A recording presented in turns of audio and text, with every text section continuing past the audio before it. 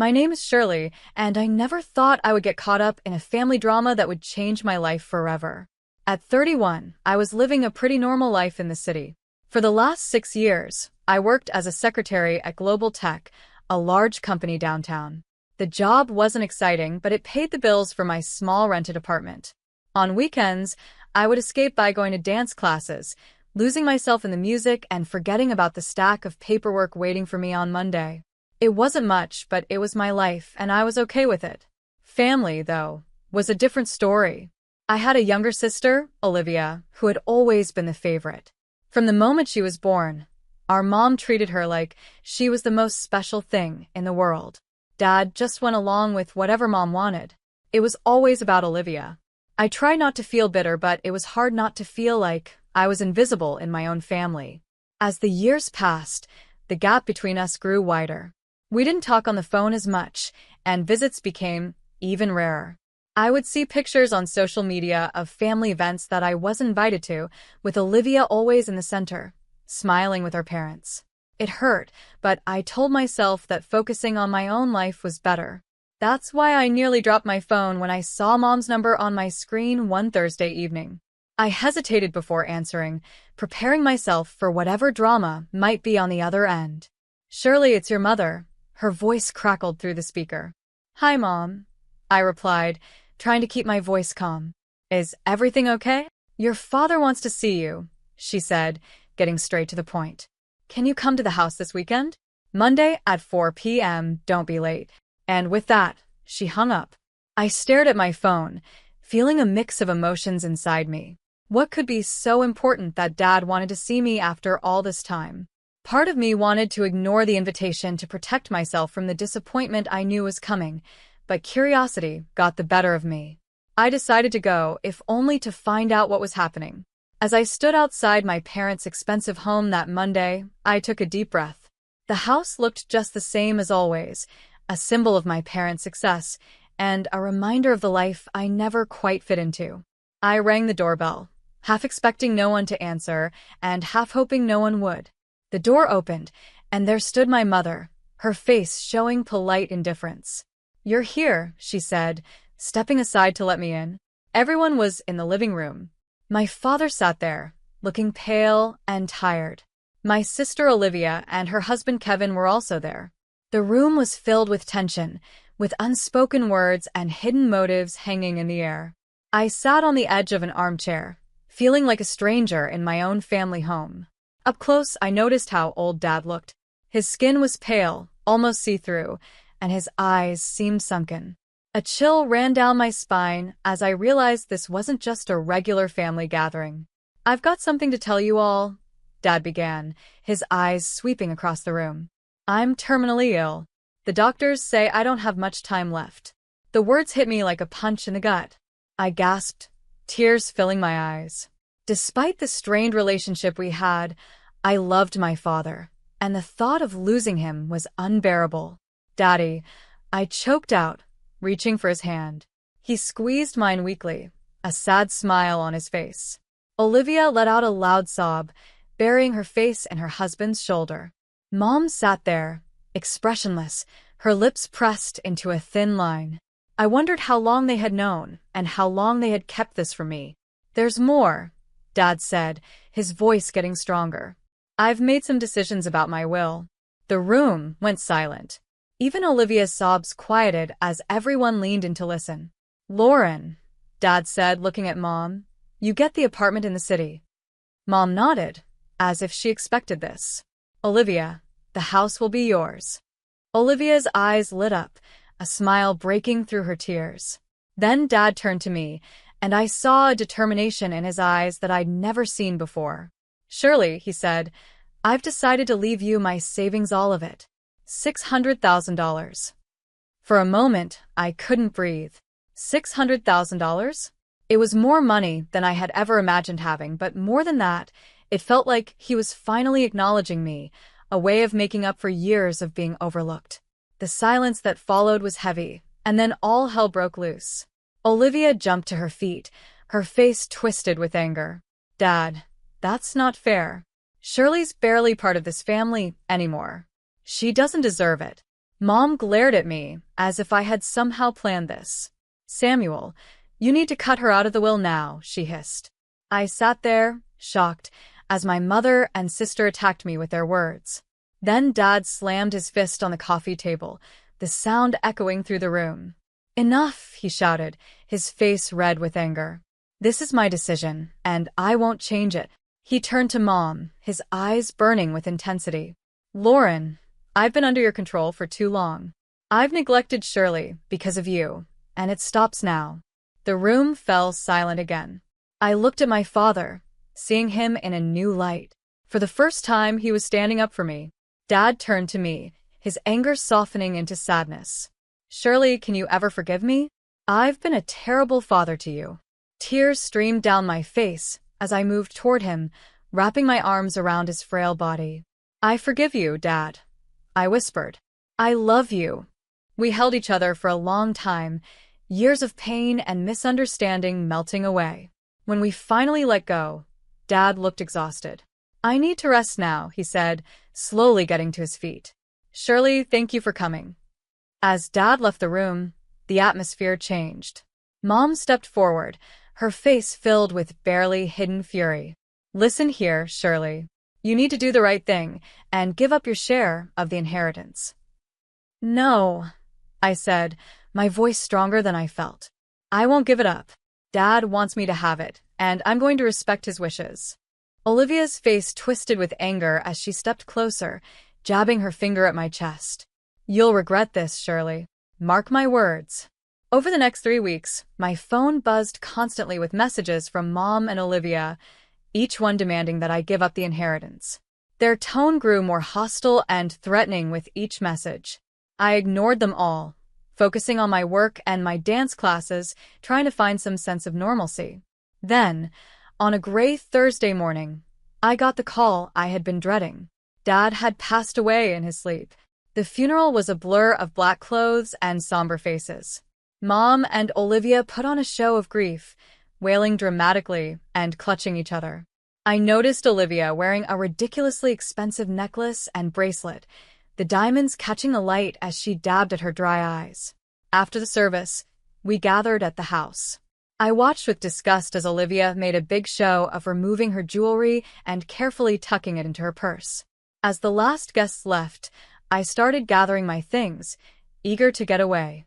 That's when everything went wrong. My jewelry, Olivia screamed, her hands flying to her face in fake shock. It's gone. Someone stole it. Mom's eyes locked onto me, full of accusation.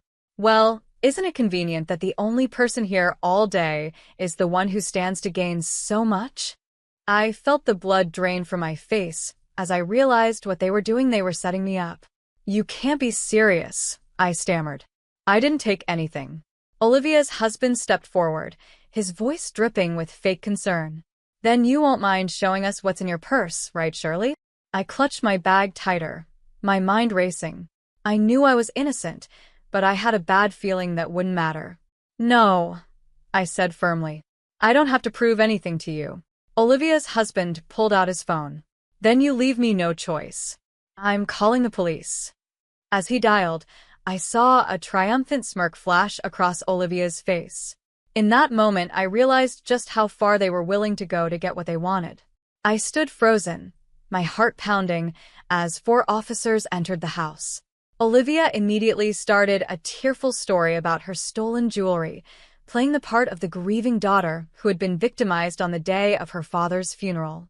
Officers, Olivia's husband said, his voice thick with fake concern, we have reason to believe Shirley may have taken the jewelry. She's refusing to show us what's in her purse. The older officer turned to me, his face unreadable. Ma'am, would you mind opening your purse for us? I felt trapped, knowing that whatever happened next wouldn't end well for me. With shaking hands, I opened my purse. The officer looked inside, and his expression hardened.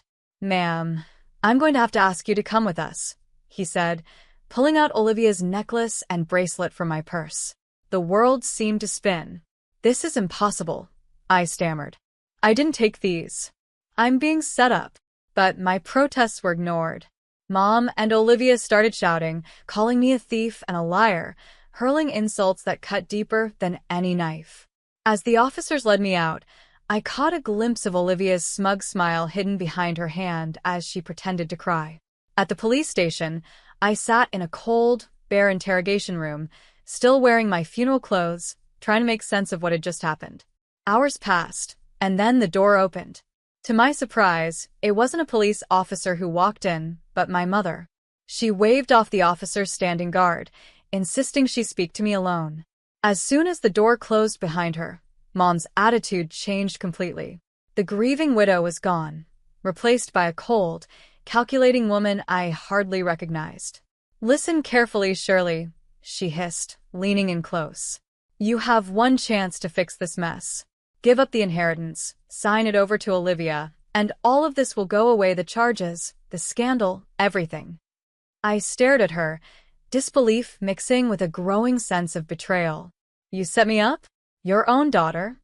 Mom's laugh was harsh and without any warmth. "Oh, please. You stopped being part of this family a long time ago. Now you have a choice. Give up the money, or we'll make sure you go to prison. Think about it, Shirley. A thief who stole from her own sister at their father's funeral, your reputation will be ruined. You'll lose everything." I felt sick to my stomach as the full weight of their betrayal hit me. "No," I said, my voice barely a whisper. "I won't do it. I didn't steal anything, and I won't let you blackmail me." Mom's eyes flashed with anger. "You ungrateful little rat," she spat. "I hope you enjoy prison. Everyone will know what you did stealing from your own family. You'll be nothing but a criminal, a disgrace." With that, she turned and slammed the door behind her. I sat there, stunned, as tears streamed down my face. The reality of my situation began to sink in. Later that night, I was released on bail, stumbling out of the police station into the cool night air. My phone buzzed with a message from my boss at Global Tech. My stomach dropped as I read it. "Shirley, I've heard some disturbing rumors. Until the situation is resolved, I think it's best you take some time off, paid leave, of course. I believe in your innocence, but we need to protect the company's reputation. Take care." I leaned against the cold brick wall of the station, feeling my world crumbling around me. In just one day, I had lost my father, been betrayed by my family, arrested, and now I was on the verge of losing my job. The next morning, I woke up with a renewed sense of purpose. With trembling fingers, I searched online for private investigators nearby. One name caught my attention: Paul Mescal, a former police detective turned private investigator, known for solving tough cases. I made the call, my voice steadier than I expected as I explained my situation. "Miss Daniel," Paul said after I finished, "this is a delicate situation. Family conspiracies are hard to prove, but if what you're saying is true, we'll find evidence. It won't be cheap, though." I thought about the inheritance I was fighting for. Money's not an issue. I need to clear my name and expose what they've done.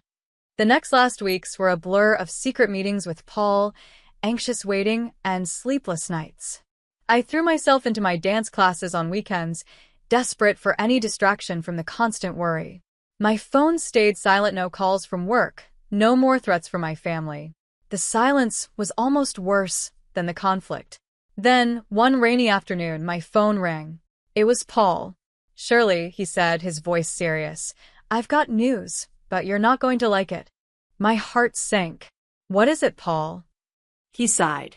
"I've been following your mother and sister, trying to catch them talking about the inheritance or the theft, but they're careful, too careful. They never discuss it in public, and I can't legally bug their homes." I felt the last bit of hope fading. "So that's it? There's nothing we can do?" "Not exactly," Paul replied, a hint of hesitation in his voice. "I did find something, but it's not directly related to your case. It's about your sister." I sat up straighter. "What about her?" "She's having an affair, Shirley. I have photos of her going into a hotel with a young man, definitely not her husband. I also recorded some of their conversations, and let's just say they're not flattering to her husband." For a moment, I sat in stunned silence. Then, slowly, a plan began to form in my mind. "Paul," I said, my voice low and determined, I need you to send me everything you have on this, and I mean everything." As soon as I hung up, I sprang into action. I spent the next hour going through the photos and recordings Paul sent, my mind racing with possibilities. Finally, I made a decision. I picked the most incriminating photo, my sister entering the hotel with her young lover, and sent it to her husband's phone with a simple message. "Interested in knowing what happened next? Meet me at Alfred Coffee tomorrow at 4 p.m. The next day, I arrived at the cafe early, my nerves on edge. At exactly 4 p.m., Olivia's husband walked in, his face a mix of barely contained anger and curiosity. "What's this about, Shirley?" he demanded as he sat down across from me. I took a deep breath. "I think you already know, Kevin. But what you've seen is just the beginning." Over the next hour, I laid out everything. I had the photos, the recordings of Olivia laughing at Kevin, mocking his performance in bed, and discussing her plans to leave him once she got the full inheritance. Kevin sat in stunned silence, his face growing paler with each revelation. When I finished, he looked up at me, his eyes blazing with a mix of pain and anger. "What do you want?" he asked, his voice hoarse. I leaned forward. "I want justice, Kevin, and I think you do too. Help me prove that they framed me, and we can both get what we deserve." A few days after my meeting with Kevin, my phone buzzed with a message from him. It contained several audio files. My heart raced as I pressed play on the first one. Olivia's voice filled the air. "Can you believe how easy it was to plant that jewelry in Shirley's purse?" My mother's laughter followed. "I know." The look on her face when the police found it was priceless. "Well, she'll have no choice but to give it up now." I listened to file after file, each one filled with their cold plotting and cruel laughter. A mix of vindication and disgust washed over me. Finally, I had the proof I needed. The day of the will reading arrived quickly. I entered the notary's office with my stomach in knots, but my resolve firm. Mom and Olivia were already there, giving me smug looks. Kevin sat quietly in the corner, giving me a small nod. The notary, a thin man with wire-rimmed glasses, cleared his throat. "Let us begin," he said, unfolding the document before him. He read through the will, detailing the distribution of assets just as Dad had explained that day at the house. As he finished, I stood up. "If I may," I said, my voice steadier than I felt, "there's something I need to address before we conclude." Mom's eyes lit up, and she nodded approvingly. "I'm glad you finally came to your senses, Shirley. I knew you'd make the right decision and give up the inheritance." Mom and Olivia exchanged triumphant glances, their faces beaming with anticipation. But I was about to disappoint them. "I'm afraid you've misunderstood," I said, pulling out my phone. "I think you'll all want to hear this." I pressed play, and the room filled with their voices, gleefully discussing how they had framed me for theft. As the recording played, I watched the color drain from their faces. Olivia let out a choked gasp while Mom sat stiff, her lips pressed into a thin line. When it ended, chaos erupted. "You lying scum," Olivia screeched, lunging toward me. "How dare you?" Mom hissed, her composure cracking. "You ungrateful, scheming." I recorded those conversations.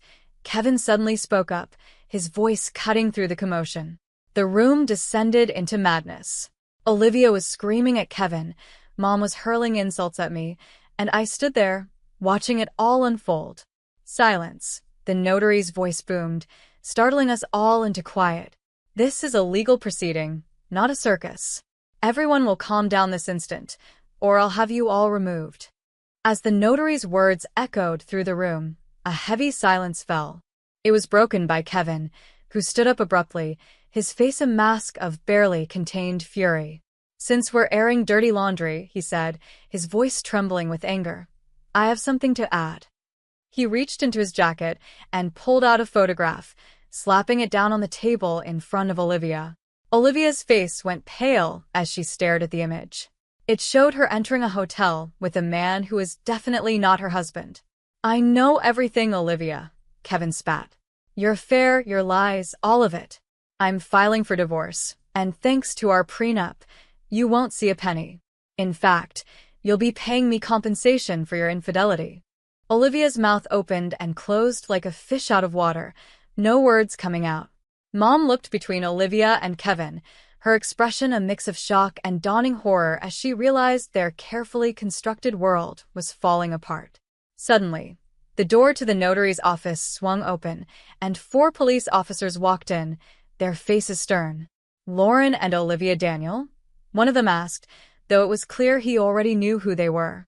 Mom and Olivia looked up, tears streaking their faces. "You're under arrest for false accusations of theft and attempted blackmail," the officer continued. "You have the right to remain silent. Anything you say can and will be used against you in a court of law." As the police read them their rights and handcuffed them, I watched with a mix of satisfaction and sadness. This was justice, but it also marked the final end of our family relationship. I walked out of the office behind the police, watching as they placed Mom and Olivia into separate patrol cars. As the sirens faded into the distance, I felt a weight lift off my shoulders. It was finally over.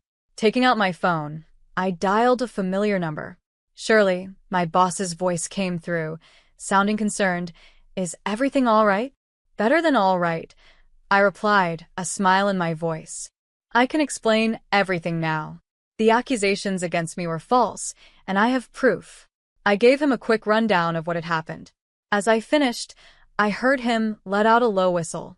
"Shirley, I'm so sorry you had to go through all that," he said, genuine sympathy in his voice. "But I'm glad the truth came out. Listen, your job is still here whenever you're ready to come back. In fact, I'd be delighted to see you at work as soon as you feel up to it."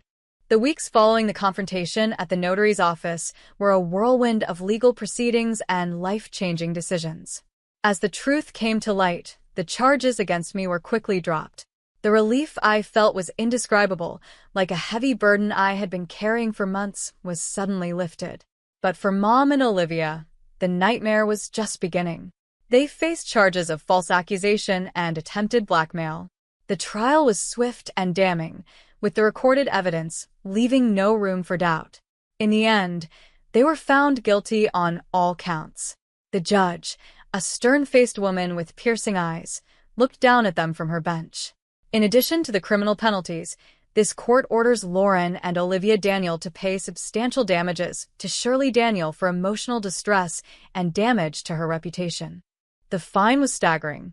Mom's face went pale as the amount was read out, while Olivia burst into tears. In the days that followed, I watched from a distance as their lives fell apart. Mom, with no other choice, was forced to sell the apartment Dad had left her.